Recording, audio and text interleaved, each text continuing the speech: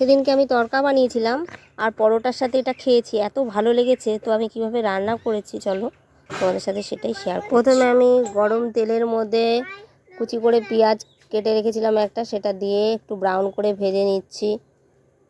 এবার ভেজে নেওয়ার পরে এর মধ্যে কুচি করে কেটে রাখা কাঁচা লঙ্কা আর রসুন কুচি আর গ্রেট করা আদা এর মধ্যে দিয়ে দিলাম, দিয়ে এটাকে ভালো করে ভেজে নিচ্ছি।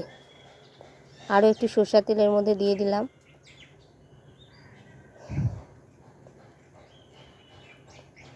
ভালো করে নেড়ে চেড়ে এটাকে ভেজে নেওয়ার পরে এর মধ্যে একটা কেটে রাখা টমেটো দিয়ে দিলাম আর অল্প পরিমাণ টমেটোর উপরে অল্প পরিমাণ নুন দিয়ে দিচ্ছি।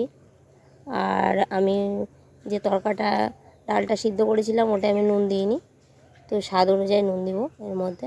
তো অল্প পরিমাণ নুন এর মধ্যে দিয়ে দিলাম, দিয়ে মশলাটাকে আবারও ভালোভাবে কষিয়ে নিচ্ছি।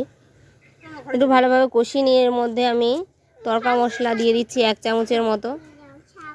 তড়কা মশলাটা দিয়ে আমি আবারও ভালো করে নেড়ে চেড়ে এটাকে একটু কষিয়ে নিয়ে সিদ্ধ করে রাখা ডালগুলো আমি দিয়ে দিলাম, দিয়ে এবারে বেশ অনেকক্ষণ ভালোভাবে এটাকে আমি কষিয়ে নিব।